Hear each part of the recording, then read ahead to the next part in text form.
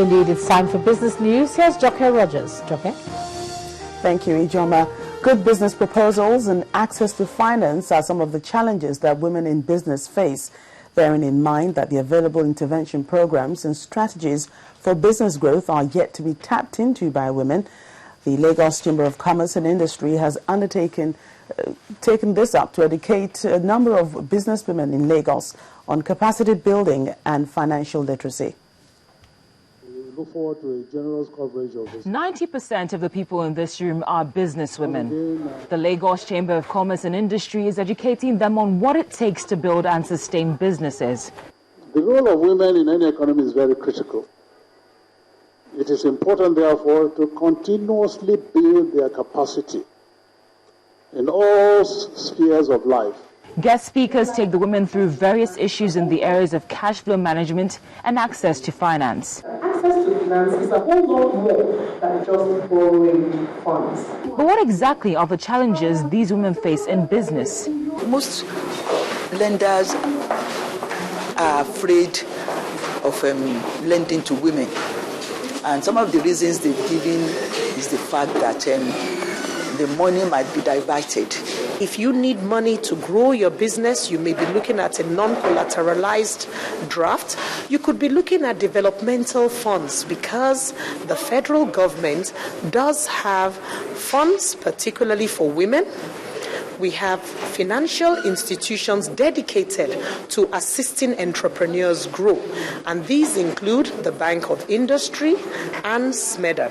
And to effectively overcome these challenges, the Chamber outlines its future plans. We have had the Bank of Industry and the Central Bank tell us that there's so much money stashed away for women, but that we are not coming forward. So we want to be able to create the awareness to inform those who are able to access the finance, and then we follow up on that by continuing with the education. I mean, in fact, they say the day you stop learning, you are dead. So it's a continuous thing. The seminars will be on a continuous basis. In recent times, Nigeria has floated various intervention funds for SMEs. Unfortunately, most businesswomen are unaware of these programs. Regular trainings like this may help change this situation. Lending rates rose marginally to an average of 10.75% at the interbank market today, ending a 3-week slide as Treasury bill sales reduced Naira supply. At its open market operation this week, the central bank sold about 364 billion Naira in debt notes. However, the market opened with a cash balance of about 535 billion Naira compared with 845 billion Naira last week. The secured open buyback rose marginally to 10.5%. Overnight placement traded at 10.75%, while call money closed at 11%. Well, Harriet Agbeyin joins us now with closing figures from the Nigerian equities market. Harriet.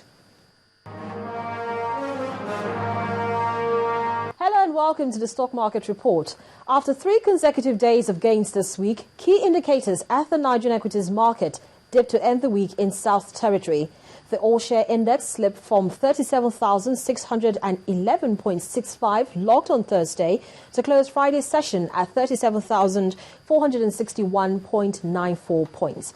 While the key benchmark index was pulled down by price losses recorded by some market heavyweights, Mobil, Nigerian Breweries, and Guinness Nigeria, each with losses under 4 Naira.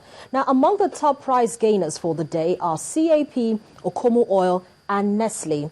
Transnational Corporation of Nigeria is still among the most actively traded stocks, churning out over 31 million units.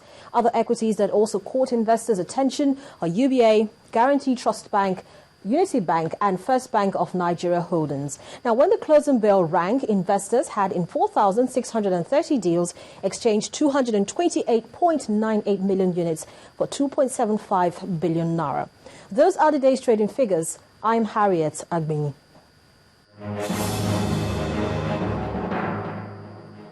Thank you, Harriet. That's business news on the news at 10. Ijoma returns shortly.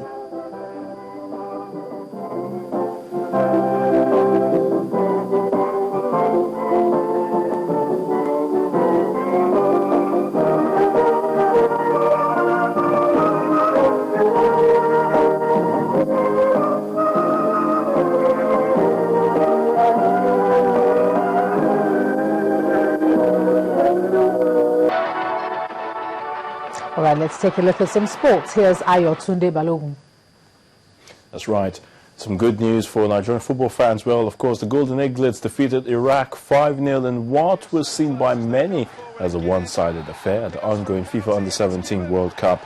Now, the Eaglets started like a house on fire with first-half goals as Musa Mohammed, Chidebere Wakali and Musa Yahaya all got on the score sheet. The team led by Manu Garba started from where they left off in the first half, and the substitute, Chigozie Obasi's goal in the 90th minute, made it 5 for Nigeria. And with this result, Nigeria tops the group with 7 points, followed by Mexico, who beat Sweden by a goal to nil. They have 6 points. Sweden has 4, and Iraq finished with no point. Swept into the net by Chidibere Nokwale for his second goal of the tournament, and it's 2-0 with only 4 minutes played. Nigeria again. So, towards Iheanacho, there's a chance here. It might still come. It's 3-0.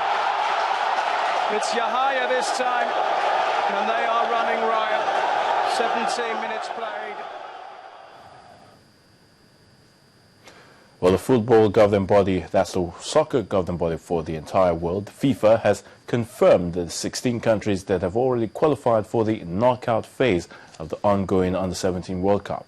The Golden Eaglets were handed a tricky clash with Iran. They will face the Asian side on Tuesday, and that's October the 29th at 5 p.m. Nigerian time. African champions Côte d'Ivoire keeps a date with continental rivals Morocco, and Tunisia will square up with Argentina. Defending champions Mexico will battle Italy, Honduras trade tackles with Uzbekistan, Brazil lock horns with Russia, while Japan will confront Sweden. Stay with the Under-17 World Cup. President Goodluck Jonathan has congratulated the Golden Eaglets on their 5-0 defeat of Iraq in the Under-17 World Cup, currently going on in the United Arab Emirates. Now, as the team progressed to the knockout stages of that competition, the president urged them to maintain the exemplary dedication, commitment and resilience they have exhibited so far until ultimate victory is achieved. He also gave them the assurance of the federal government support all the way. Now, as the English FA celebrates its 150th anniversary, FIFA has sent them an unwanted birthday present. The FA will be facing disciplinary proceedings for allowing Polish fans burn flares at the Wembley Stadium last week, and FIFA confirmed they have opened an inquiry into the incident. Polish fans let off the flares during the World Cup qualifier on October the 15th, which England won 2-0 to qualify for next year's finals in Brazil. A FIFA statement read, "Disciplinary proceedings are ongoing against the English FA and the Polish FA for incidents that were reported during the qualifying game of the 2014 FIFA World Cup." Our Liverpool coach Brendan Rodgers has hit back at Sir Alex Ferguson over claims that Steven Gerrard was and perhaps still is not a top-class player. Well, Rodgers also criticised the former Man United boss for revealing dressing room secrets in an autobiography released this week. The 40-year-old who took over at Anfield in 2012 wants his players to get Liverpool back to where they belong, which is in the UEFA Champions League. And that's the sports news. The news at 10 continues shortly.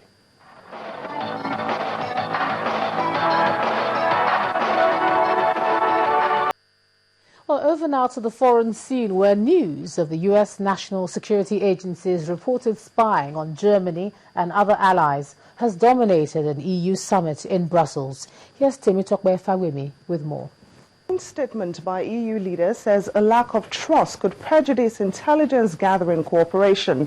France and Germany are pushing for talks with the United States to find a new understanding by the end of the year. This comes on the heels of a number of allegations against U.S. intelligence agents, including the burglary of German Chancellor Angela Merkel's phone. Meanwhile, the mystery girl's case has been solved. DNA tests have confirmed a Bulgarian Roma couple as the biological parents of Maria, who was found in Greece last week. They identified the couple as Sasha Receiver and Antanas Receiver. The officials are investigating whether the mother had sold the child, a crime that could result in a jail sentence. In Asia, a Chinese court has rejected the appeal of former politician Bo Xilai and upheld his life sentence for bribery, embezzlement and abuse of power. The former Chongqing Communist Party leader was convicted of the charges in September. He was removed from office in 2012 amid a scandal which saw his wife convicted of a British businessman's murder. In Africa, Kenya's Deputy Vice President William Ruto is back in the news, and yes, it's over his war crimes trial at the International Criminal Court. The ICC has ruled that Mr. Ruto must attend most of his trial. Prosecutors had appealed against an earlier decision which would have let him spend most of his time in Kenya. Finally, Italy has averted another ship disaster as authorities have intercepted some 800 migrants trying to cross the Mediterranean. This comes as EU leaders meet in Brussels to discuss the problems. Dozens of women and children were among more than 200 migrants on one boat found in difficulty 25 miles south of the island of Lampedusa. And those Well, thank you, Timmy Tokwe. And on entertainment news tonight, multiple award-winning singer Two-Face Idibia joined others to celebrate the works of veteran high-life singer Dr. Victor Olaiya in Lagos. Ogechukwu Osi has the details.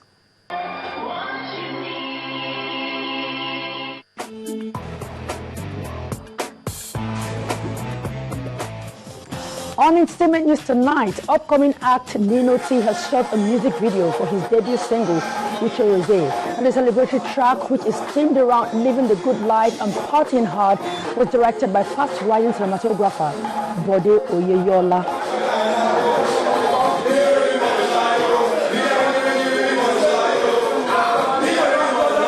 The video is all about someone that has hustled after much work, after much everything on the streets, and you've made enough money. So right now, the person is now going to the club to spend his money to enjoy himself. High life music veteran Pa Victor Olaiya was honored by music lovers as he tries to make his return to mainstream music. Now, a remix of his track Baby Me Die with Two-Face has been received, and the multiple award winner joined in the celebration of the works of the living legend. He did great music, did great music. Many of us owe, what we do today to people like them for paving the way. Afterwards, Pa Olaiya thrilled the audience with some of his classic tunes from yesteryears.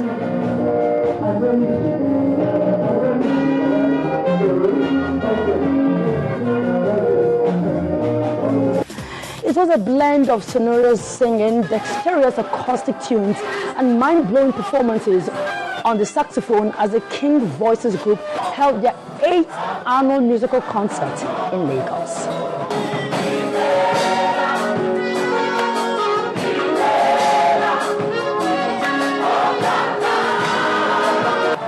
The gospel group is also set to release a new body of work. Now, the story of how militants overran a Pakistani police academy and killed 100 police officers is retold in this scene from War, Pakistani's first big-budget movie, which opened this month to a large audience in the nuclear-armed South Asian country of 180 million people. Boris, when are you going to let your past go?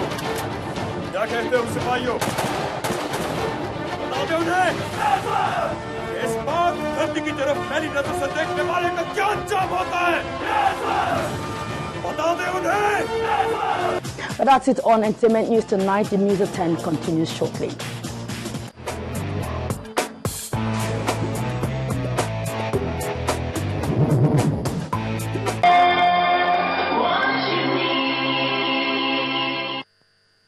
Well, thank you, Ogechukwu. And the main news again. The Federal High Court sitting in Abuja today awarded the $15 million James Ibori bribe money to the federal government. The embattled former governor had denied knowledge of the money. The Nasarawa State Governor Tanko Almakura has appeared before the Alakio killing panel of inquiry and has accused some federal lawmakers from his state of instigating the killing of 74 security operatives.